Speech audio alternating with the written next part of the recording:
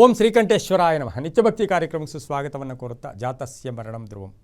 ಎಲ್ಲರೂ ಕೂಡ ಒಂದಲ್ಲ ಒಂದು ದಿವಸ ಜನನ ಮರಣ ಕಂಪಲ್ಸರಿಯಾಗಿ ಇದ್ದೇ ಇರುತ್ತೆ. ಈ ಮಧ್ಯೆ ಜೀವನ, ಜನನ ಮರಣದ ಮಧ್ಯೆ ಜೀವನ. ಆದರೆ ಎಷ್ಟೋ ಜನ ನಮ್ಮ ಮನೆಗಳಲ್ಲಿ, ಕುಟುಂಬದಲ್ಲಿ ಬೇಕಾದವರು, ಸಂಬಂಧಿಕರು, ನಮ್ಮಲ್ಲಿ ನಮ್ಮ ಕುಟುಂಬ ವರ್ಗದಲ್ಲಿಯೇ ಯಾರಾದರೂ ಅಂದರೆ ಮರಣಿಸಿದಾಗ, ಅಂದರೆ ಸ್ವರ್ಗಸ್ಥರಾದಾಗ, ದೈವಾಧೀನರಾದಾಗ ಅಲ್ಲಿ ಕೆಲವು ಒಂದು ವಿಧಿವಿಧಾನಗಳನ್ನು ಅನುಸರಿಸ್ಕೋಬೇಕಾಗಿರುತ್ತೆ. ಅದೇನು ಅಂತ ಹೇಳಿದ್ರೆ, ಆ ಮರಣಿಸಿದ ವ್ಯಕ್ತಿ ಮಹಿಳೆಯರಾಗಿರ್ಬೋದು, ಪುರುಷರಾಗಿರ್ಬೋದು, ಯಾರೇ ಆಗಿರ್ಬೋದು, ವಯೋವೃದ್ಧರಾಗಿರ್ಬೋದು, ಅನಾರೋಗ್ಯದಿಂದ ಮರಣಿಸಿರ್ಬೋದು, ಅಥವಾ ಹಾರ್ಟ್ ಅಟ್ಯಾಕ್ ಆಗಿರ್ಬೋದು, ಏನೇ ಆಗಿರ್ಬೋದು, ಅವರ ಕೆಲವು ವಸ್ತುಗಳನ್ನು ನಾವು ಮನೆಯಲ್ಲಿ ನೇರವಾಗಿ ಉಪಯೋಗಿಸಬಾರದು.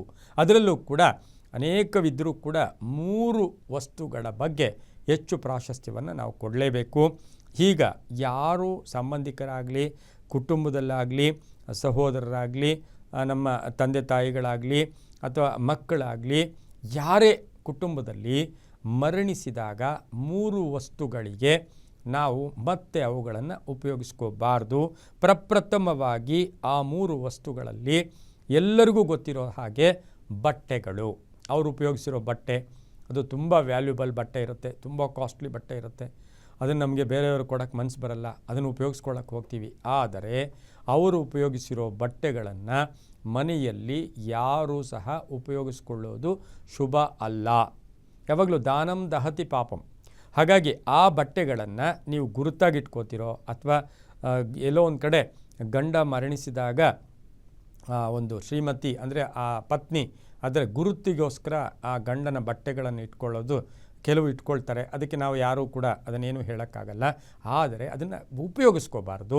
ಆ ಬಟ್ಟೆಗಳನ್ನು ಏನು ಮಾಡಬೇಕು ಅಂದರೆ ಅದನ್ನು ಬೇರೆಯವರಿಗೆ ದಾನ ಕೊಟ್ಟಿದ್ದೆ ಆದರೆ ಶುಭ ಆಗುತ್ತೆ. ಇದರಿಂದ ಏನಾಗುತ್ತೆ, ಜಾತಕ ದೋಷಗಳು ಬರುತ್ತೆ, ನಿಮ್ಮ ಜಾತಕಗಳಿಗೆ ದೋಷ ಬರ್ತಕ್ಕಂಥದ್ದು, ಹಾಗೆ ಭಾವನೆಗಳಿಗೆ ಧಕ್ಕೆ ಬರ್ತಕ್ಕಂಥದ್ದು, ಇದರಿಂದ ಮಾನಸಿಕವಾಗಿ ಚಿಂತೆ ಆಗ್ತಕ್ಕಂಥದ್ದು.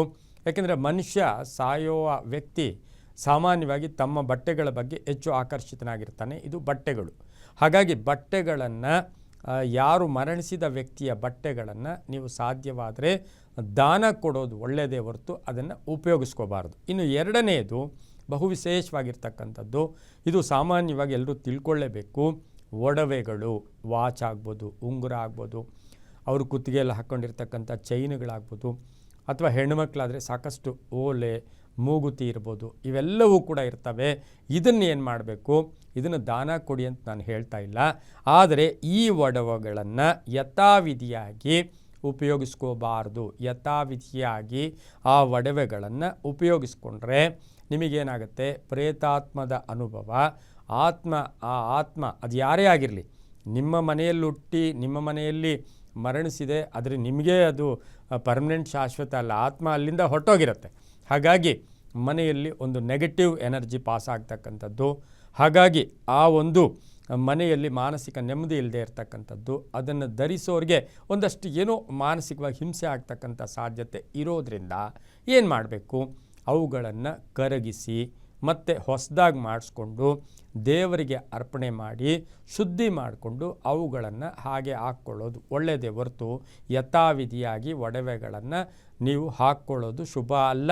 ಜೊತೆಗೆ ಮನೇಲಿ ಇಟ್ಕೊಳ್ಳೂಬಾರ್ದು, ಅದನ್ನು ಚೇಂಜ್ ಮಾಡಿಸೋದು ತುಂಬಾ ಒಳ್ಳೆಯದು.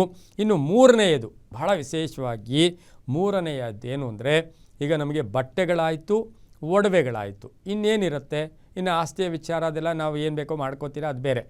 ಮೂರನೇದು ಬಹಳ ವಿಶೇಷವಾಗಿ ವಾಚ್. ಗಂಡಸಾಗಲಿ ಹೆಂಗಸಾಗಲಿ ಅವರು ಉಪಯೋಗಿಸಿರೋ ವಾಚು ಸಾಮಾನ್ಯವಾಗಿ ಪ್ರತಿನಿತ್ಯ ಪ್ರತಿಯೊಬ್ಬರು ವಾಚ್ ಕಡೆ ಒಂದು ಸರಿ ಹಿಂಗೆ ನೋಡಿರ್ತಾರೆ. ಅವರ ದೃಷ್ಟಿ ಅದರ ಮೇಲೆ ಪರ್ಮನೆಂಟಾಗಿ ಅದರ ಮೇಲೆ ಒಂದು ಮುದ್ರೆ ಬಿದ್ದಿರುತ್ತೆ. ಹಾಗಾಗಿ ಆ ವಾಚ್ಗಳನ್ನು, ಮರಣಿಸಿದ ವ್ಯಕ್ತಿಯ ವಾಚುಗಳನ್ನು ಇಲ್ಲೂ ಅಷ್ಟೇ, ಆ ವಾಚುಗಳು ನಾವು ಹಾಕ್ಕೊಂಡಾಗ ಋಣಾತ್ಮಕ ಶಕ್ತಿ ಬರ್ತಕ್ಕಂಥದ್ದು, ಮಾನಸಿಕ ಹಿಂಸೆ ಕಾಡ್ತಕ್ಕಂಥದ್ದು ಆಗಿರೋದ್ರಿಂದ ಅದನ್ನು ಕಂಪಲ್ಸರಿಯಾಗಿ ದಾನ ಕೊಟ್ಟಿದ್ದೇ ಆದರೆ ತುಂಬ ಒಳ್ಳೆಯದು. ಏನೋ ಇನ್ನೊಬ್ಬರಿಗಾಗುತ್ತೆ ಮತ್ತೊಬ್ಬರಿಗಾಗುತ್ತೆ ಅಂತ ನಾವು ಆ ಮರಣಿಸಿದ ವ್ಯಕ್ತಿಯ ವಾಚನ್ನು ದಾನ ಕೊಡೋದೇ ಒಳ್ಳೆಯದು. ಎಲ್ಲವೂ ಕೂಡ ನಂಬಿಕೆಯ ಆಧಾರ ಅಂತ ಹೇಳ್ತಾ, ಸರ್ವೇ ಜನ ಸುಖಿನೋ ಭವಂತು, ಸಮಸ್ತ ಸನ್ಮಂಗಳಾನಿ ಭವಂತು.